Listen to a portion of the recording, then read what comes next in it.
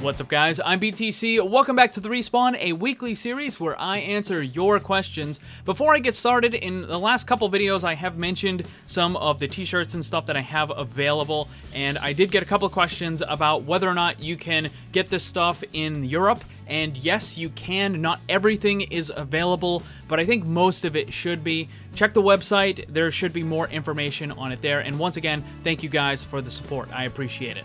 Let's get to the questions. First up, do you think making a whatever hero the enemy team plays, our team cannot play rule is good?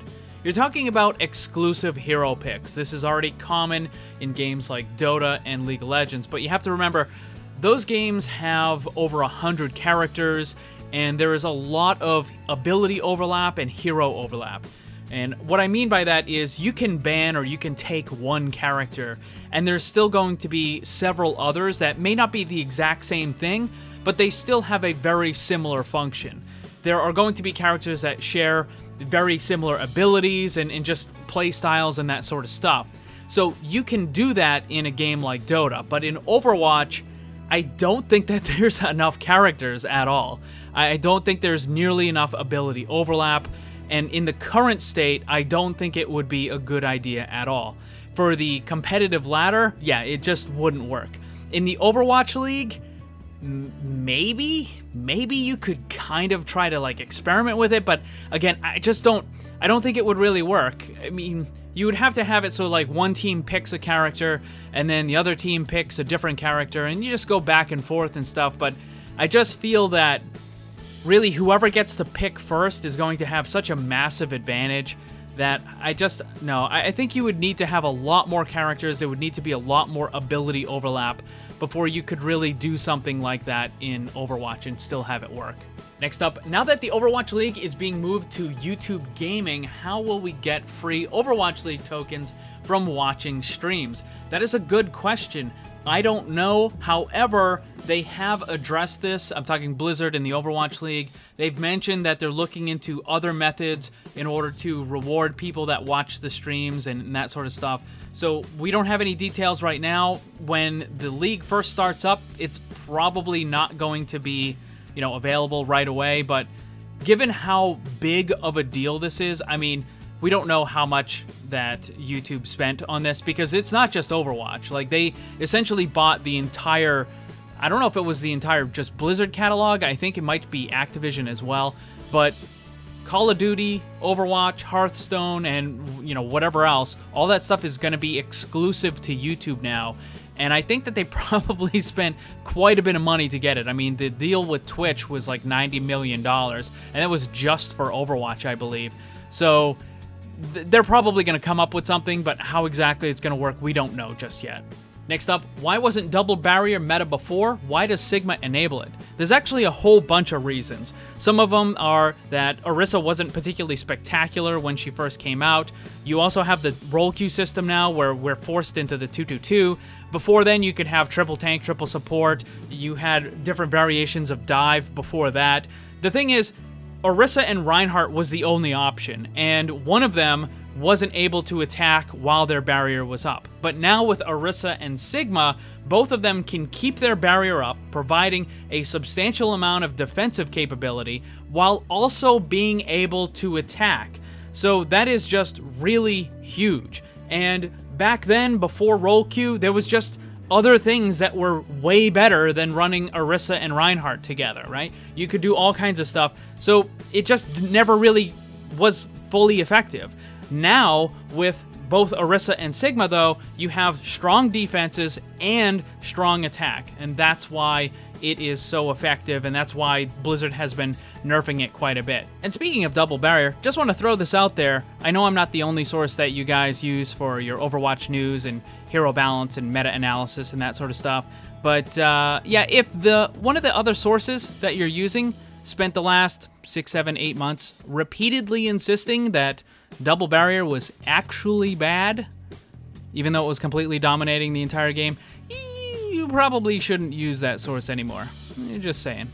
Next up, would an ability that disables someone from using their primary attack be good? I think it could possibly work. You'd probably have to put it on like a support or something. You really don't want it to be that common though, and I don't think it could be nearly as strong as what Sombra has, because I mean, it's one thing to just lock out the abilities, but to lock out someone from just attacking, that's really strong. So, I mean, yeah, it could work, I think, but you would have to be really careful with it, and it would probably have to be pretty limited, right? Like, it would probably have to be only against one target, and it would probably have to have a short duration or maybe a longer cooldown or stuff like that. It could work, it would just be really strong. Next up, do you believe that the amount of healing in the game is too low? No, absolutely not. The exact opposite. There is a ton of healing in the game now. Back when the game first released, there was only one healer, which was Mercy, and two off-healers, Lucio and Zenyatta. Since then, with Moira, Ana, Baptiste, there's a ton more healing that has ever been in the game before. And, I mean, it's definitely an issue. I've talked about this before. I don't want to go too much into it.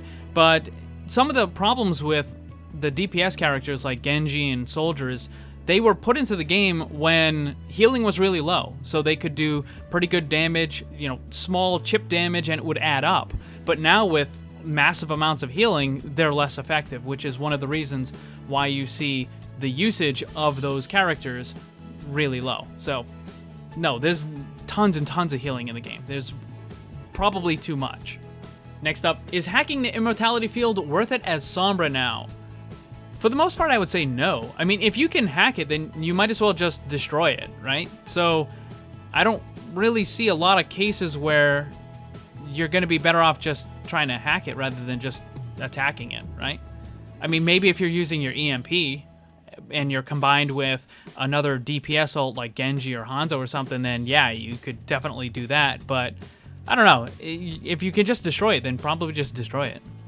Next up, for the archive event, do you think there'll be a story linked to Overwatch 2? I mean, it would certainly be cool, but I seem to remember them saying that there's not going to be a new archive event this year.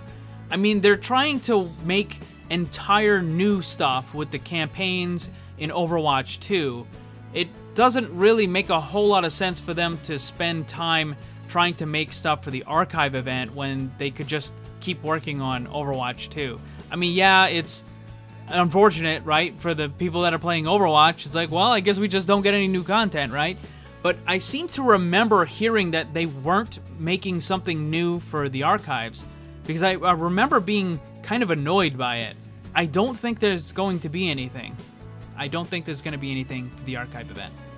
Next up, would a natural heal regeneration over time be good in Overwatch? I'm assuming you're talking about adding it for every single character, because Mercy obviously already has it, and then characters with shields can regen at least, you know, the shield part of their health. I don't think it would be a good idea for a couple of reasons. First, as I mentioned earlier, I think there's enough healing in the game already. Second, it would kind of defeat the purpose of having the shield health, right? I mean, I guess you could always make it at a different rate, like make the natural heal regen slower than the shield regen, but I don't know, I don't think it would be a good idea. I think there's a reason why we have healers in the game. I think there's a reason why shields are in the game. I'm not talking like barriers, I'm talking like the shield health. So I don't think that natural regen over time would be good, no. Next up, do you think a tracker would work in Overwatch? So having an ability that can follow around an enemy no matter where they go. Yeah, I think that could definitely work. Definitely think it could work. Hint, hint, wink, wink, nudge, nudge. I definitely think that sort of ability could work in Overwatch. There's also a character in Dota that has that very same function. And, I mean, the hunters from World of Warcraft can do that too. But yeah, I think it can work in Overwatch, sure. That's going to be all the questions for this week. Thank you to everyone who asked one. I already posted the question card for next week's Respawn on the community tab of my YouTube channel. So if you got a question, you can go and post it there. Remember, I try to avoid any repeat questions from previous videos. If you want to see a complete list of all the questions that have been asked, there is a list in my Discord server. Thanks for watching, and if you'd like to see more, make sure you subscribe and hit that bell to get notified. You can get some cool gear, join my Discord server, or follow me on social media with the links down in the description below. Special thanks to my Patreon supporters, and remember, always blame the controller because it's never your fault.